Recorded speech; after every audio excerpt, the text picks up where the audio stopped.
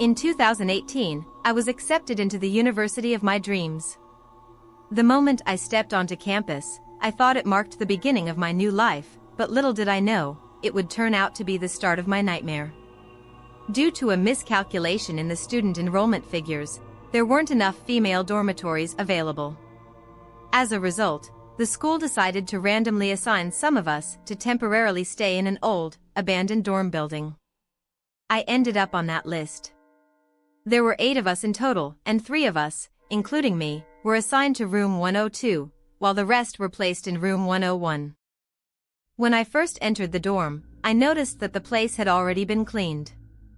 I was the second person to arrive, so the cleaning must have been done by the first person. However, I only saw their luggage, not the person themselves. The dorm was arranged with bunk beds and desks underneath. There were 2 separate bathrooms on the balcony. Since the building's electrical system was damaged, the school provided each of us with a desk lamp. Overall, aside from the old, stubborn stains on the walls and floor, the environment was fairly decent. Hey, have you heard? The reason this dorm building was abandoned is because someone died here before. Is that true? Don't say that, you're scaring me. 2 classmates were talking outside the door, walking side by side into the dorm. These 2 would be my roommates. We introduced ourselves to each other for the first time.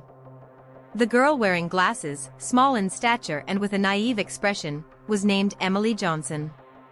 Since she was the youngest, we all called her Emma. The older, more mature-looking girl beside her was named Megan. What were you just talking about? Someone died? After we introduced ourselves, I asked them about the conversation I overheard. Yeah, I saw it on the school forum. I heard that a few senior girls died in this building because of the school's unreasonable rules. And then...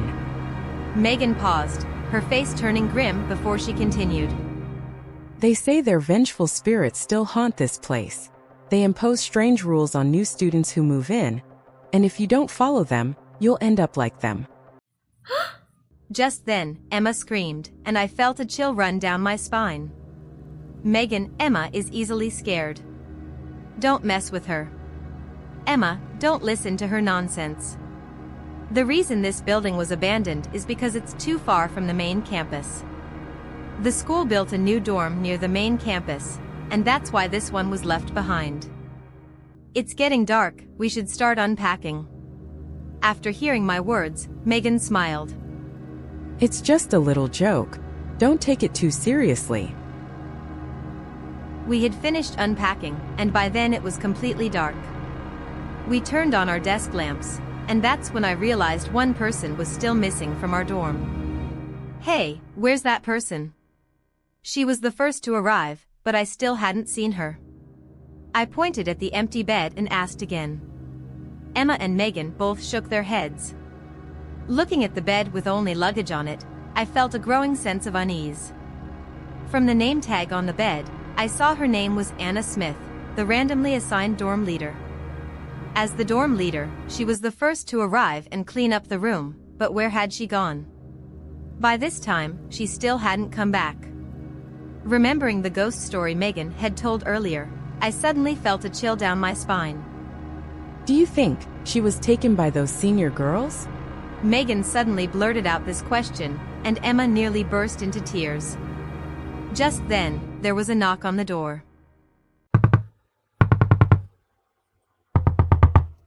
I opened the door and saw Anna, drenched in sweat and panting heavily. We're trapped in here.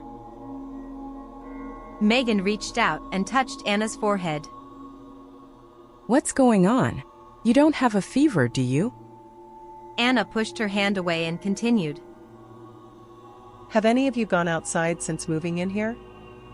We shook our heads. We've been unpacking since we came in. We never thought about going outside. I was the first to arrive. After cleaning, I realized I had forgotten to buy some daily necessities, so I thought I'd go out to buy them. This building is about 1 kilometer away from the main campus, and I thought I could get there in about 10 minutes. But I walked for 2 full hours and still couldn't leave. Hearing this, Emma, standing beside me, began trembling uncontrollably. The dim light from the desk lamp only added to the eerie atmosphere. I quickly put my arm around her shoulders to comfort her. Emma, don't listen to them. We need to believe in science. Then I turned to Anna. Anna, maybe you just took the wrong route. There's no way something this weird is happening. Anna didn't explain further, only speaking slowly. If you don't believe me, you can try walking out yourself. I looked at Megan, and her face was also pale. Megan, what's wrong with you? Say something. Megan didn't respond. Instead, she hurriedly took out her phone and opened a photo, a screenshot from the school forum. Actually, the story I told you earlier wasn't made up. The screenshot showed the exact same story that Megan had just shared. A few senior girls died because of the school's unreasonable rules. Their vengeful spirits now haunt this dorm, imposing strange rules on the new students, and if they don't follow them, they'll die. But there was more in the post that Megan hadn't mentioned. It said that when those senior girls were forced to their deaths, the school did everything it could to cover it up. The building was supposed to accommodate more students, but as the number of deaths increased, the school eventually abandoned it. At the end of the post, the most liked comment was, "Hello everyone, I'm Yi. I can confirm that what the poster said is true. I was once a student in this dorm, and I'm the only one who survived those senior girls. If you move into this dorm, please make sure to follow these rules. Rule 1. Never allow yourself to be in the dark. Rule 2. When there are multiple people in the dorm, one of them is not human. She will put you in a difficult situation, so find her quickly. Rule 3. After 9 p.m., the senior girls will check every 3 hours. Don't open the door, don't make any noise, and don't respond to anyone unless they try to tempt you. Rule 4. If the senior girls enter the dorm, say what they want to hear to increase your chances of survival. Rule 5. After midnight, do not leave your bed, no matter what. Rule 6. In addition to the regular checks, the senior girls may conduct surprise inspections, so make sure all doors and windows are closed at night. The screenshot ended there, but it looked like there might have been a 7th rule. I quickly pulled out my phone and searched the school forum, but then I realized my phone had no signal. Megan, don't you have the rest of the screenshot? Megan shook her head, dazed, as if she, too, had been spooked by these strange rules. This is fake, it's all fake. It's probably just 2 people telling a story about this abandoned dorm, I tried to reassure myself. But suddenly, there was a crackling sound from the intercom on the door. What's that sound? It's the intercom. But the building's electrical system is broken, how could it be? They're coming, they're coming. Megan whispered, her voice trembling. After a long pause, the crackling stopped, and then a female voice came through the intercom. Welcome, new students, to the school dorm. To provide you with a better environment for rest, please make sure to follow the rules below. Rule 1. The lights must be turned off at 9 p.m. After the lights are off, do not be checked. Rule 2. During dorm checks, if the time is 9 p.m., please open the door immediately.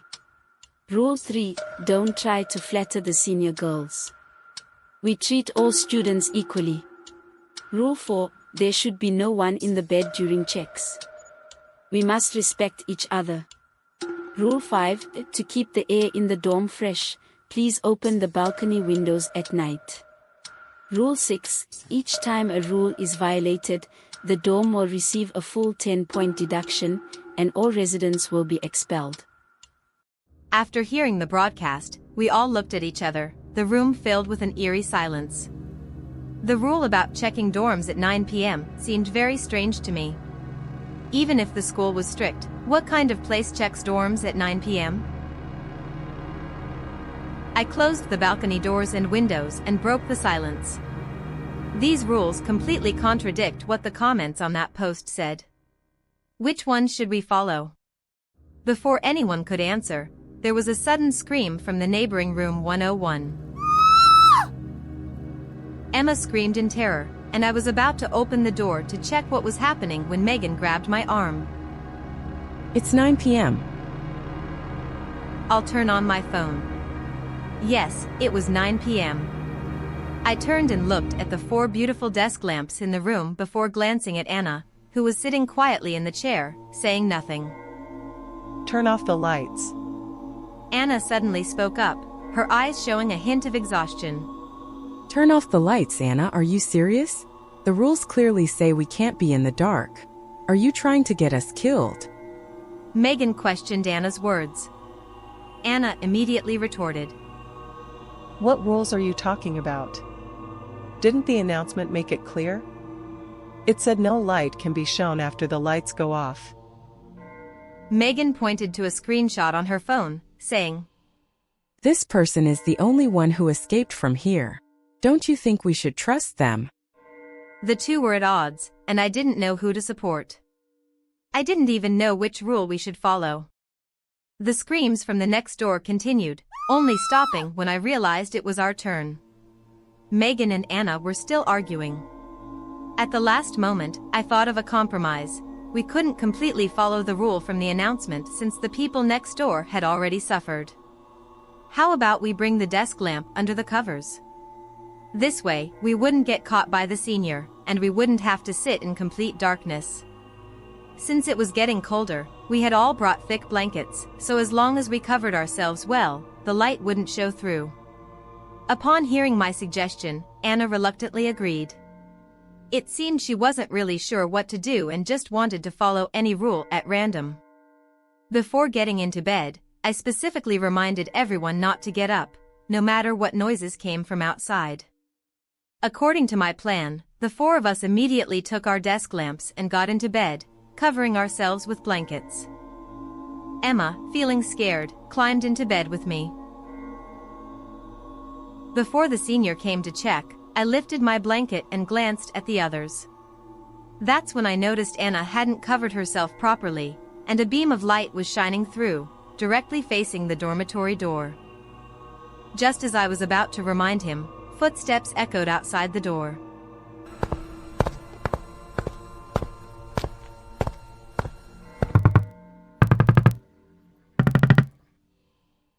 We all stayed silent, not daring to make a sound. The knocking grew louder with each strike, and every time the door was hit, my heart would race. I wasn't sure if that old, creaky door could withstand it. After about 10 minutes, the senior's voice grew louder and more insistent, then suddenly stopped. I thought they had left, but the next moment, the voice outside softened, and it sounded very familiar. Emma, Megan, Anna, Arya, are you all inside? I'm your teacher, open the door quickly. Teacher? What is she doing here at this hour? No matter who calls you, don't respond. That's their trick to lure you out. No, she's not the teacher. As I was thinking, Emma beside me started to stir. I quickly pressed my hand against her ear. A muffled whimper escaped from Emma, so I immediately slipped my hand under her blanket and covered her mouth. Megan and Anna, thankfully, managed to keep their composure and stayed silent. The noises outside continued for 20 minutes before finally stopping. They had left. In the September heat, we stayed under the blankets for half an hour, sweat soaking through the covers. The moment we emerged, the air felt refreshingly clear. Just then, the broadcast came on again. The inspection is now complete. Dorm 101 has been fully expelled for serious rule violations. Dorm 102 has been penalized with a 2-point deduction. Everyone in Dorm 101 has been expelled. Doesn't that mean they're all dead? The news hit me like a brick, and I couldn't process it for a moment. I had just spoken to them earlier, and now they're simply gone. I bit back the surge of emotion, forcing myself to stay silent. Now, another problem was weighing on my mind. 1 point was deducted because we didn't open the door. But what about the other point? Suddenly, I remembered the second rule mentioned in that post. Rule 2. When there is more than one person in the dorm, one of them is no longer human. Earlier, I had been too focused on the light to think much about it. But now, the thought hit me, could there be a traitor among us? It had to be true.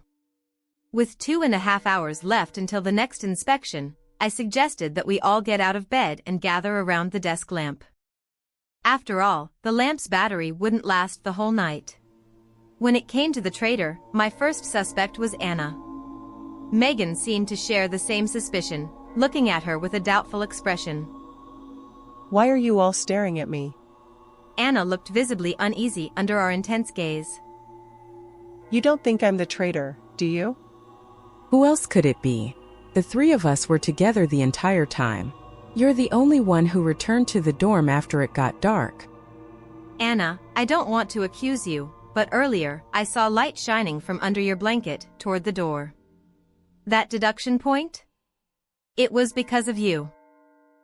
Seriously? Do you really believe that rule? What if it's just something someone made up? Sure, the light came from me, but does that prove I'm the traitor? Couldn't it have just been an accident? Besides, if I were the traitor, wouldn't it be easier to just open the door instead of causing us to lose points one at a time? Anna's voice was tinged with urgency, which only deepened my suspicion. Still, her argument wasn't without merit. If the goal was to harm us, why wouldn't the traitor just open the door? Anna, there's no use denying it anymore.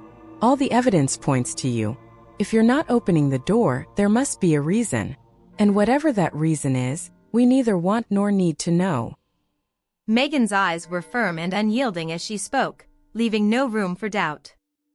It was clear she had already made up her mind. Anna was the traitor. Rising abruptly, Megan strode toward Anna, her towering shadow swallowing Anna in darkness. So, are you going to leave on your own? Or do you need us to help you? Anna glanced at Emma and me with pleading eyes. Emma was already in a daze, staring blankly at the desk lamp, her expression frozen in fear. Unable to meet Anna's gaze, I lowered my head. Fine. None of you believe me, right? I'll go. With that, Anna opened the door and walked out of the dorm. It wasn't until the heavy sound of the door slamming shut echoed through the room that I slowly raised my head. Was it really her? The question gnawed at my mind. I didn't know the answer. All I could do was silently pray that it was her. Moments of silence stretched on until suddenly, I felt a cold draft at my back. Wait, why was there wind? The windows were all shut. There shouldn't have been any wind. Before I could finish the thought, Emma, sitting beside me, turned to look behind me, terror etched across her face. I turned as well and saw the balcony curtains swaying. At some point, they had been pulled open. Standing just outside the balcony were several girls dressed in red tracksuits. Their deathly pale faces were expressionless as they stared straight at us. These must be the senior girls who had met their tragic end. Aside from the scheduled inspections, the senior girls would also conduct surprise checks.